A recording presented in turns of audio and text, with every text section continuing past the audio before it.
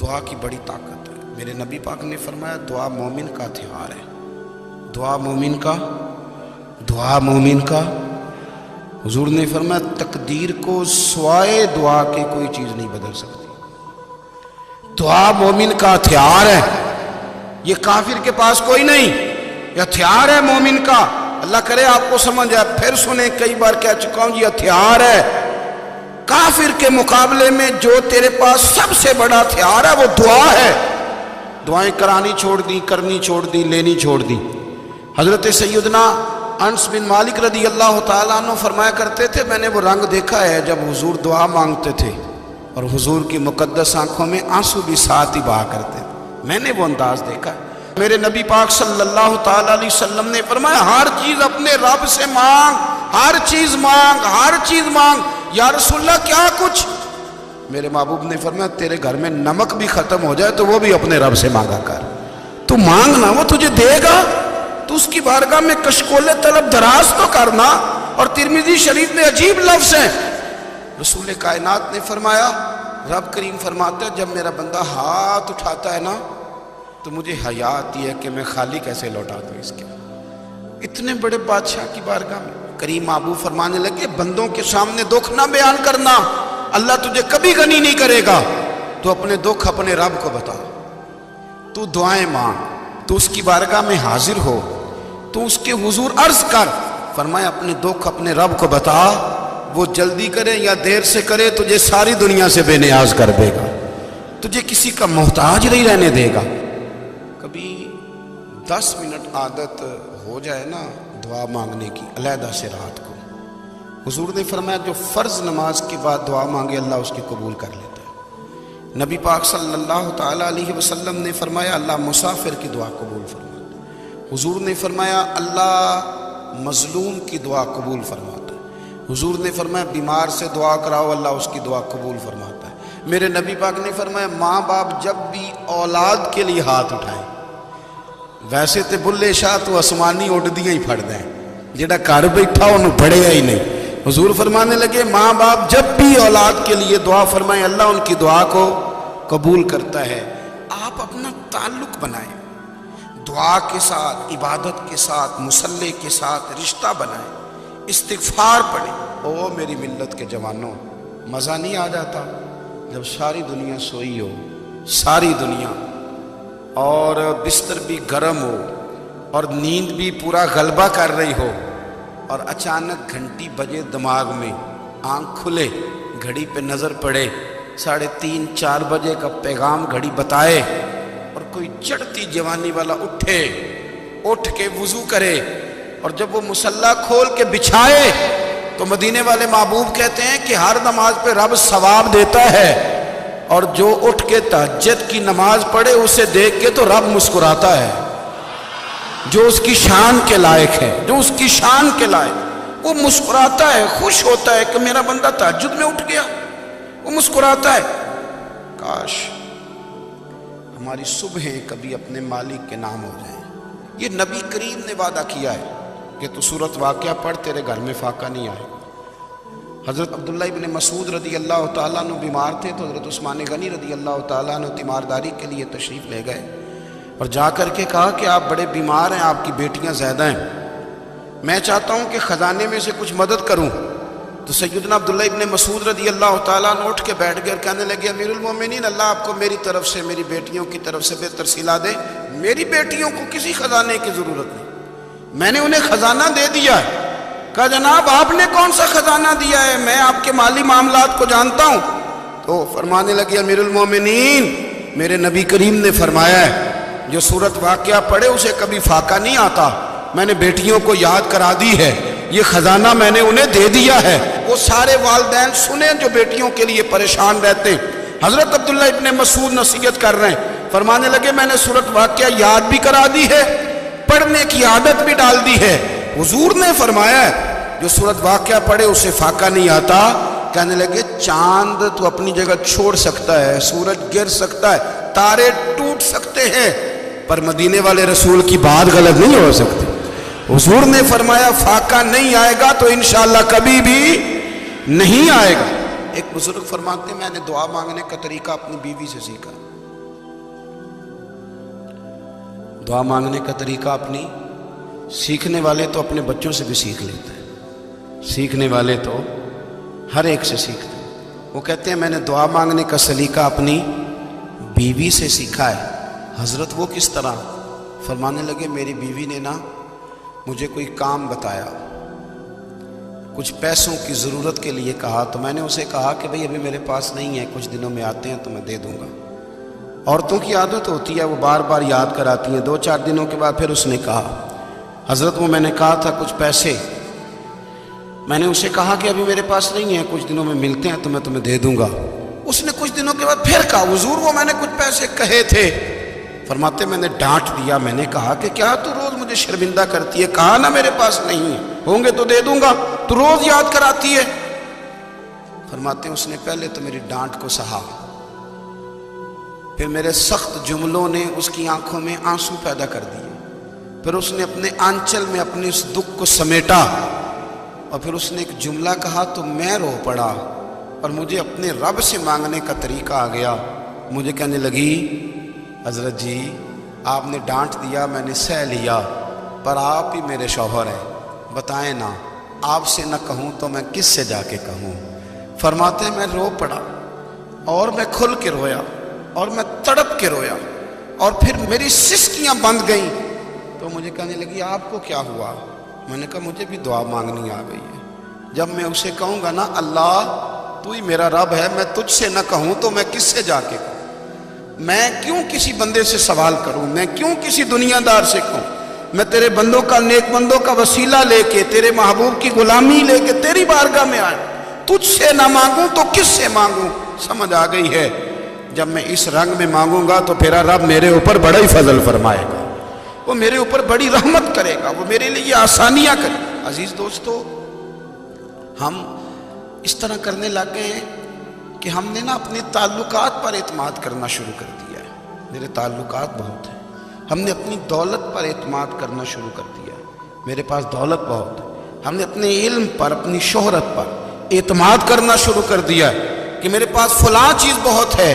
یاد رکھنا جب بے نیاز اپنی صفت بے نیازی دکھاتا ہے تو بڑی بڑی دولتوں والے مجبور نظر آتے ہیں۔ بھائیو جب انسان کا رشتہ اپنے مالک کے ساتھ ہوتا ہے پھر تو غم بھی کچھ نہیں کہتے، پریشانیاں بھی کچھ نہیں کہتے، پھر تو زندگی صبر والی، پھر تو زندگی توکل والی، پھر تو زندگی بھروسے والی، پھر انسان اپنے آپ کو رسوا نہیں کرتا، دنیا داروں سے امیدیں اس کی ختم ہو جاتی، امیدیں اللہ رسول سے لگا لیتا ہے، مضبوط ہو جاتا ہے، مضبوط، طاقتور ہو جاتا ہے، خوددار ہو جاتا ہے، باوقار باعزت ہو جاتا ہے۔ حضرت بہلول دانا رحمۃ اللہ علیہ بیٹھے تھے تو ہارون رشید حج کر کے آ رہا تھا، تو رستے میں حضرت شیخ سے ملاقات ہو گئی تو السلام علیکم کے بعد کہنے لگا حضور کوئی حکم ہو تو بتائیے گا۔ تو حضرت بہلول دانا فرمانے لگے تیرا رب کون ہے؟ اس نے کہا اللہ۔ تو فرمایا میرا کون ہے؟ کہا اللہ۔ فرمانے لگے تو بڑا ہی بیوقوف ہے، کیا تو یہ سمجھتا ہے کہ رب ہارون رشید کو تو دے گا اور بہلول دانا کو بھول جائے گا؟ تیرا بھی وہی رب ہے، میرا بھی وہی رب ہے، اس نے اگر تجھے دے کے آزمایا ہے تو ہو سکتا ہے مجھے نہ دے کے آزما رہا ہو، جب اس کی حکمت کے تقاضے ہوں گے تو عطا کرے گا اور دے گا، تو جا اپنا کام کر۔ بھائی اپنی روحانی زندگی، اپنی عبادات، اپنے وظائف، اپنے روزمرہ کے معاملات، اپنی دعائیں، اپنا استغفار، دیکھو کوئی مشکل کام تو نہیں 2 رکوع ہیں سورہ واقعہ کہ اگر رات کو پڑھ لی جائے تو۔ میں کس طرح یہ بات بیان کروں کہ تعویذ بانٹنا آسان ہے اور وظیفہ بتانا مشکل ہے؟ سارا دن تعویذ بانٹیں تو لوگ لینے کو تیار ہیں، اور اگر آپ وظیفہ بتائیں تو کہتے ہیں تو مشکل کام ہے۔ او خدا کے بندے، اگر آپ کا تعلق قرآن پاک کے ساتھ مضبوط ہو، قرآن پاک کے ساتھ اگر آپ کا رشتہ ہو، لوگ سفارشیں ڈھونڈتے ہیں نا دنیا میں، کوئی تعلق مل جائے تو میرا کام ہو جائے، دنیا میں اتنا مشکل معاملہ ہے، آخرت میں مجھے بتائیے گا کتنا مشکل معاملہ ہوگا۔ میرے نبی پاک صلی اللہ تعالیٰ علیہ وسلم نے فرمایا جو لوگ سورہ ملک پڑھا کرتے تھے نا، سورہ ملک، یہ سورت ملک قیامت میں ان کی سفارش کرے گی، اور اس طرح کرے گی کہ کہے گی اے اللہ یہاں اس بندے کو جنت میں داخل کر دے یا مجھے قرآن پاک سے علیحدہ کر دے، تو رب فرمائے گا جا اس کا دامن تھام کے اسے جنت تک پہنچایا۔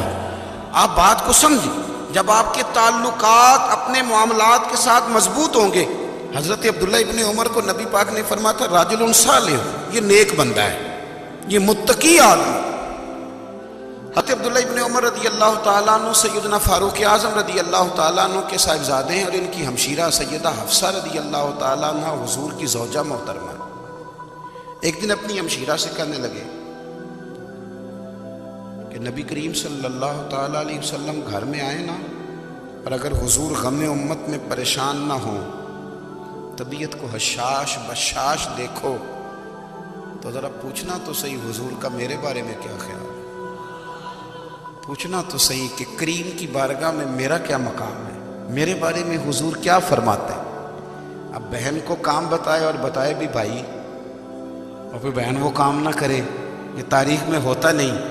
حضرت عمر فاروق رضی اللہ تعالیٰ عنہ کی صاحبزادی ام المومنین رضی اللہ تعالیٰ عنہ فرماتی ہیں کہ میں تو بس منتظر تھی. انہوں نے تو کہا تھا نا کہ اگر تم حشاش بشاش دیکھو تو بات کرنا، لیکن حضور تشریف لائے، میری باری تھی، میرے گھر تشریف لائے، کھانا پیش کیا تو فوراً میں نے عرض کی حضور ایک بات پوچھنی تھی.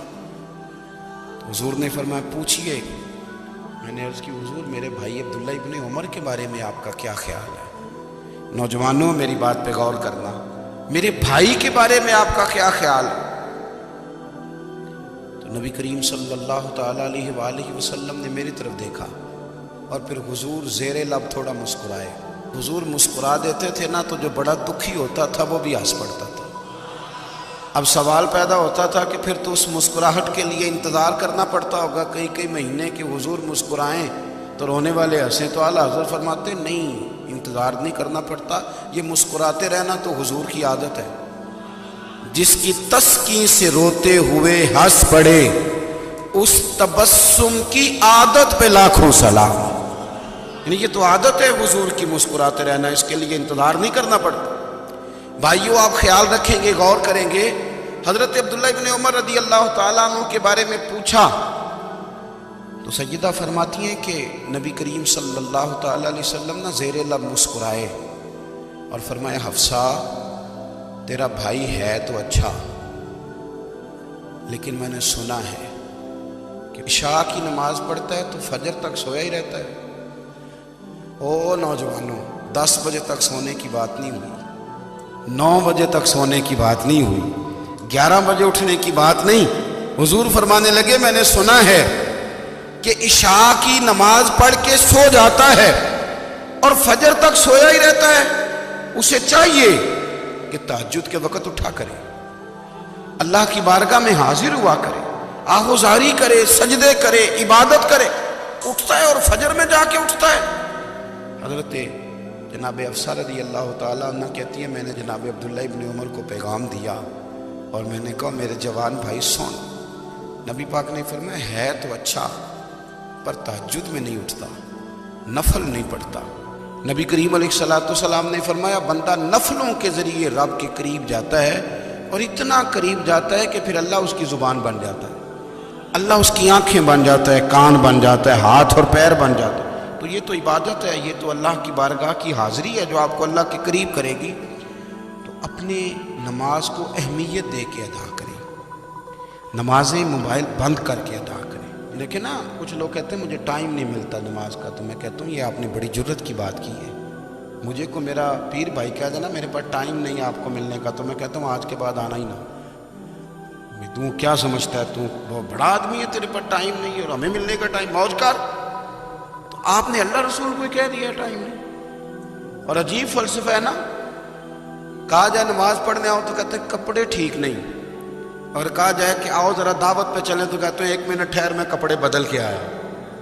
نماز کے لیے کہا تو کہتا ٹھیک نہیں، دعوت کے لیے کہا تو کہتا میں ذرا تیاری کر لوں، یوں جانا مناسب نہیں. معاملہ ٹھیک نہیں. رب تو فرماتا ہے کہ جب تم مسجد میں آ تو زینت اختیار کر کے آ، خوب ذوق سے دعا مانگے، خوب شوق سے نماز پڑھے، خوب استغفار کا مزاج بنائے. آپ لوگوں کے بیچ رہ کے سکھ حاصل کرنا چاہتے ہیں، لیکن آپ کو پتہ ہے کئی مہینے غار حرا میں رہنا بھی مدینے والے محبوب کا طریقہ ہے. ہر سال اعتکاف بیٹھنا الگ سے، یہ بھی حضور کا طریقہ ہے.